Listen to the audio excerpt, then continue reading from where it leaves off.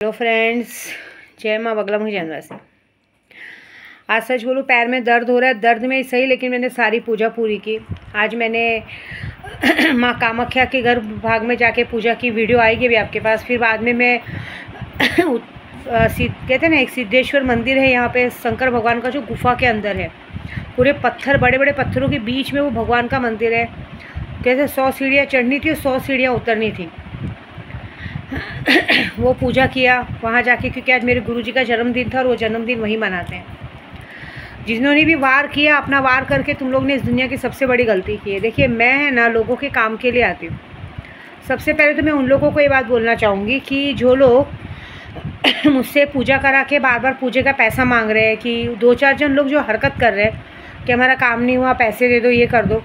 पहली बात तो ये गलती कर रहे हो, कोई बात नहीं, मैं तो दे दूंगी बॉम्बे पहुंचने के बाद, कोई बात नहीं। लेकिन एक आज ही मैं विद्या देवी कामाख्या में बैठ के ये बहुत सारे कस्टमरों को ये बात कह रही हूँ, क्योंकि तुम लोग क्या करते हो, जब कोई अच्छा पंडित या अच्छा गुरु मिलता है तो तुम लोग उस चीज़ का फ़ायदा उठाते हो। तुम लोग ये पूजा पाठ में सोचते हो कि अरे चलो हमारा पैसा गया। तुम लोग एक तो पहले गलत काम तुम लोग करते हो। किसी का मारने का सुपारी देते हो, मारण क्रिया का काम देते हो, और उसके बाद वो हरकत करते हो। मैंने तो कल ही वार छोड़ दिया है, और कल वार छोड़ने के बाद कुछ लोगों को मेरी बातें बुरी लगी, तो कुछ लोगों ने मुझ पे वार छोड़ा। हालांकि मुझ पे तो वार आके चला गया, क्योंकि मैं माँ कामाख्या में हूँ। लेकिन तुम लोगों पे जो वार आया है, आज बहुत सारे जन के साथ हुआ। किसी का झगड़ा हो गया, किसी का पैसे का नुकसान हो गया, किसी का छोटा सा एक्सीडेंट हो गया, किसी का बहुत कुछ हो गया। लेकिन तो भी मैं कह रही हूँ कि जितने लोगों ने हरकत की है ना, हॉस्पिटल तो पहुँचोगे। और दूसरी बात, जो लोग इस तरह से पूजा पाठ करा के पैसे लेते, क्योंकि देखिए, मैं और मेरा भगवान जानते हैं, मेरे सैलानी बाबा जानते हैं, मेरे माता रानी जानते हैं कि मैंने कभी किसी का 1 रुपया भी अपने पर खर्च नहीं किया। मैं सब जगह पे खाना बांटना, ये करना, सब जगह पे खर्च करती हूँ। यहाँ कामाख्या में भी एक पूजा है ना हमारी, सस्ती नहीं है। एक अभी देखिए, कल मैंने बगला मुखी की पूजा की, वहाँ पे सीधा 35-40 हज़ार रुपये चला गया। बाद में अलग से जो पूजा की थी, सारा हवन क्या आप लोगों के लिए किया ना। उसके बाद फिर मैंने क्या बोलते हैं, आज माँ कामाख्या की पूजा की, उसमें भी कम से कम 25-30 हज़ार चला गया।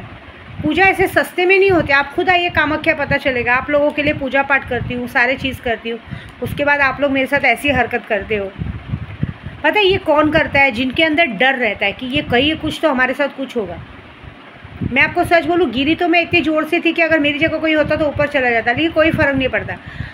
ऊपर की ब्लेसिंग है मेरे साथ, ऊपर वालों की ब्लेसिंग बहुत अच्छी है। और एक बात बता दूँ, जिसके साथ भगवान है ना, उसको कोई कुछ नहीं बिगाड़ सकता। हमें जब ये झटका लगता है ना, आप लोगों ने हमारे साथ किया, लेकिन आप लोगों पे जो आएगा उसके लिए तैयार हो, क्योंकि मैं जानती हूँ, मैं एक बार माफ़ भी कर दूँगी, मेरी माँ कामाख्या माफ़ नहीं करेंगी। देख रहे हो, आपको सामने ऊपर फ़ोटो है, माँ कामाख्या माफ़ नहीं करेंगे।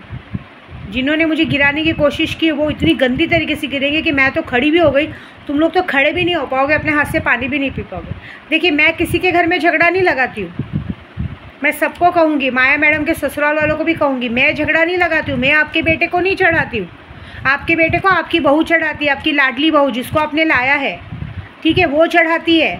वो शुरू से चढ़ाती है, उसने कभी आपके घर का भला नहीं सोचा है। उसको सिर्फ अपना अच्छा लगता है, मैं कैसे तैयार हूँ, मैं कैसे घूमूँ। भगवान ने उसको आटे की गोनी बना के भेजा है नीचे। ना उसकी शक्ल है, ना अकल है, ना कुछ है। उसको ऐसा लगता है कि मैं दुनिया की बहुत खूबसूरत औरत हूँ। डबल टिबल एक्सल के कपड़े पहनने के बाद भी ऐसा लगता है कि एक छोटे हाथी के बच्चे को कपड़ा पहना दिया है।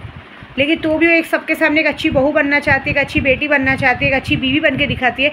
लेकिन वो ऐसी है नहीं, क्योंकि अगर कोई इंसान ऐसा रहेगा ना, तो कभी किसी को किसी के माँ बाप के लिए नहीं चढ़ाएगा। मैं खुद भले गाली वाली कुछ भी दूँ, लेकिन मैं कभी किसी के माँ बाप के लिए नहीं चढ़ाती। उल्टा मैं समझाती हूँ कि माँ बाप को उल्टा नहीं बोला जाता, क्योंकि एक माँ बाप हमें बचपन से, देखिए सबको कहूँगी, एक माँ बाप हम बचपन से लेके बड़े होने तक हमारे सारे नखरे उठाते हैं, हमारी सारी गलत सही आदतों को वो करते हैं। मैं मानती हूँ, अभी जैसे हम लोग ने कुछ गलती की, देखिए कोई भी माँ बर्दाश्त नहीं करेगी कि तुम 2 शादी करो, 3 शादी करो, 5 शादी करो। माँ बाप उस चीज़ को आपके लिए नाराज़ होते, उस नाराज़गी कभी ना कभी ख़त्म होगी। लेकिन उस नाराज़गी ख़त्म होने के कारण हम उनसे बदला ले, हम उनका खर्चा पानी बनकर, ऐसा नहीं। एक बैंक में भी पैसा जमा होता है ना, तो बहुत सालों बाद उस बैंक के पैसे को हमें मिलता है, वो बैंक के पैसे हमें मिलते हैं रिफ़ंड में, ब्याज के साथ। लेकिन आज की तारीख में माँ बाप बच्चों पे इतना खर्चा करने के बाद भी बच्चे को नहीं मिलता। देखो, मैं नहीं जानती माँ बाप कैसे, माँ बाप अच्छे हो, ख़राब हो, कैसे भी हो, वो एक उम्मीद रखते हैं, जिनको 9 महीना पेट में जने रहता है। अगर अभी जैसे मेरा बेटा ही मुझे कभी उल्टा बोल देता तो मुझे 2-2 दिन तक रोने को आता है कि कैसे बोला, बेटी ने उल्टा बोल दिया या किसी अपने ने उल्टा बोल दिया, तो मैं 2-2 दिन तक रोती हूँ। आपको पता है क्यों उल्टा बोल दिया, क्यों उल्टा बोल दिया?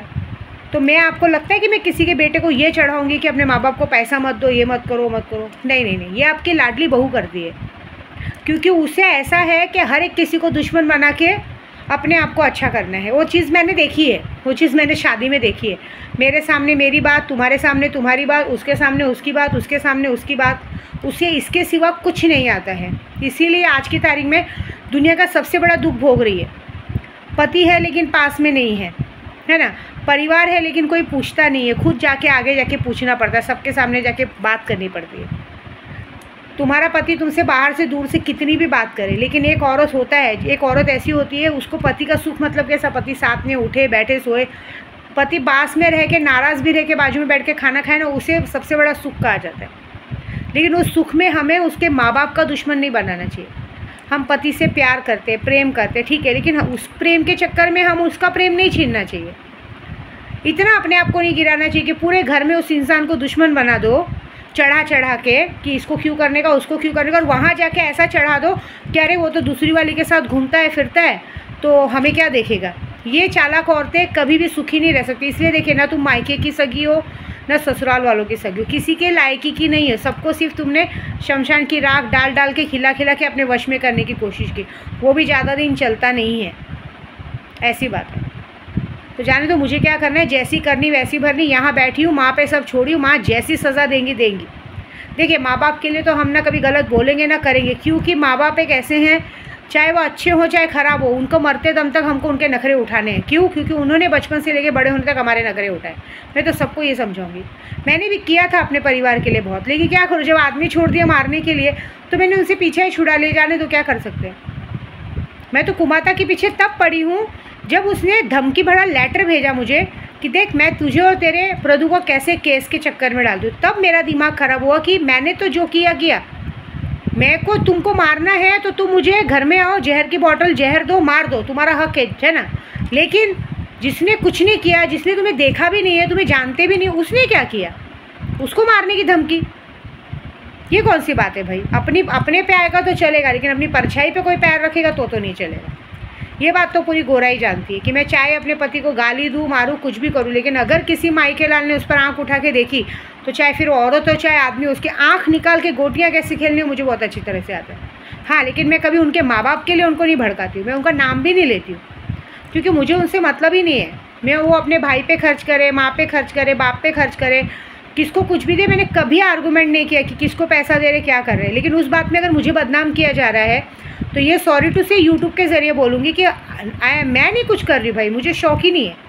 ये तुम्हारी लाडली चहेती जो सबके सामने अच्छी बनने का जो मुखौटा बन के लेके घूमती है ना, उसका असली चेहरा पहचानो, उसके अंदर का खब्बीस पहचानो, जो 24 घंटे अपनी माँ के साथ जा के सिर्फ और सिर्फ बाबागिरी करती है। बाबागिरी बाबागिरी बाबा। मैं तो पूजा पाठ करती हूँ, मेरे से ज़्यादा माहिर तो वो लोग हैं जिसने सिर्फ लोगों को हर जगह बस में, लेकिन क्या मिला, वशीकरण मारण मोहन ज़्यादा दिन नहीं चलता है।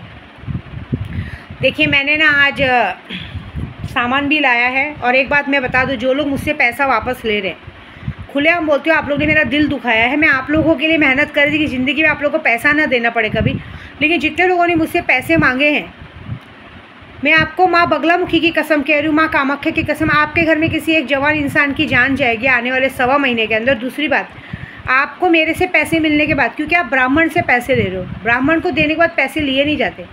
हमने अपना कर्म किया। देखिए, आप कहीं भी एक इन्वेस्टमेंट करते हो, हमने अपना 100% दिया। अगर वो चीज़ नहीं हुई तो आपको उसको सोच लेना चाहिए कि हमारे नसीब में ही नहीं था। आप उस चीज़ को मांग के अपने लिए काल का रूप लाते हो। अभी मैं यहाँ गुरु जी के पास आई हूँ, 35,000 40,000 पूजे के लिए दे रही हूँ। अब कल अगर अभी मेरा घर नहीं बनता है तो क्या मैं उनसे पैसे वापस मांगू कि नहीं मेरा घर दो? उन्होंने अपना 100% दिया। 100% देने के बाद कभी कभी इधर बात हो जाती है, लेकिन तो भी अगर आप ऐसे गुरु का या दिल दिखा के पैसे मांगो तो पैसे कभी हजम नहीं होंगे। मैंने आज तक जिनको जिनको पैसा दिया है ना, उनको जाके पूछो कि उनके घर की हालत क्या है। आज की तारीख में 1 रुपया नहीं। और मैं कह रही हूँ, जिस दिन आपको मेरे पास से पैसा गया आपके पास, आपके अकाउंट में, उसके दूसरे दिन से लेकर जब तक आप जिंदा हो, अगर आपके पास 1 रुपया भी अनाज के खाने के लिए भी आ गया ना, उसी मेरा नाम बदल देना, क्योंकि विद्या देवी भारद्वाज गोत्र उत्पन्न से विंध्याचल की बेटी माँ कामाख्या से दीक्षित पंडित बगलामुखी की सादत आपको श्राप देती है कि आप लोग जिस तरह से ब्राह्मण का दिल दुखा के पैसे देते हो, आपको कभी वो पैसे की बरकत नहीं होगी। आपके आने वाली 7 पीढ़ियों पे ब्राह्मण का श्राप लगा रहेगा। आपके आने वाली 7 पीढ़ियों की बरकत नहीं रहेगी। देखिए, मुझे श्राप देने का हक नहीं, बोल रहे सही बात है, लेकिन आपको भी पूजा पाठ करा के पैसा वापस मांगने का हक नहीं है। आपने एक बार पैसे दिए तो ये सोच के दीजिए कि हमें इन्वेस्टमेंट नहीं मिलने वाला है, हमें काम हुआ नहीं हुआ, माँ ने अपना 100% दिया और 100% दे के उस चीज़ पे लगे रहो, वो काम होगा।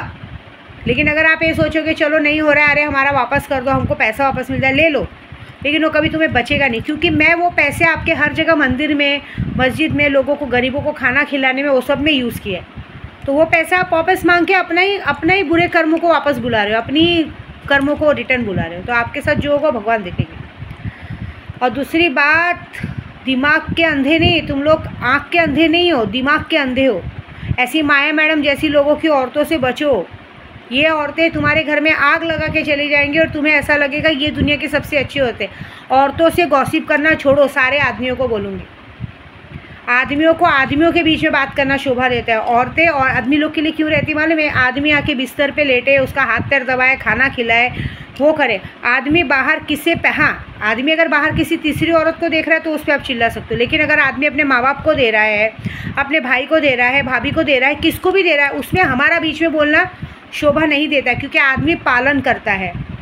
औरत घर की लक्ष्मी होती है। घर की लक्ष्मी कुलक्ष्मी बने ये अच्छी बात नहीं है। और एक ऐसी कुलक्ष्मी जो माँ बाप के सामने अपने पति को दुश्मन बना दे, भाई के सामने अपने पति को दुश्मन बना दे, सबको ये बताए कि मेरे बच्चों को नहीं देखा जाता, तो उनको तो आँख से दिखता है कि भाई जब से तुम्हारा बच्चा हुआ है तब से तो सोने चांदी में खेल रहा है। साला जिसके पास कुछ नहीं उसके पास इतने सारे सामान है, तो तुम्हारा ये बोलना तो सामने वाला तुम्हारे पे थूकने का काम करेगा। हाँ, तुम्हारे शौक़ कोई पूरे नहीं कर सकता। तुमको देखो, एक औरत को मैं सीधा बोलता हूँ, अगर ये दुनिया फ्री लाइफ है, अगर एक औरत को अपने खुद के शौक़ पूरे करने, अच्छा कपड़ा पहनना है, अच्छे गहने पहनने हैं, तो उसे अपने खुद के शौक़ पूरे करने के लिए उसे खुद उस तरह से कमाना खाना चाहिए। उसको खुद अब इंडिपेंडेंट बन के कहीं ना कहीं नौकरी करनी चाहिए कि उसे पति से मांगने की ज़रूरत ही ना पड़े। मेरी 19 साल की शादी भले 5-6 साल पहले टूट गई, मैंने तलाक ले लिया, लेकिन 19 साल की शादी में भी मैंने अपने पति से कभी अपनी ब्रा पैंटी के लिए भी पैसे नहीं लिए, क्योंकि मुझे अच्छा ही नहीं लगता था, शर्म आती थी।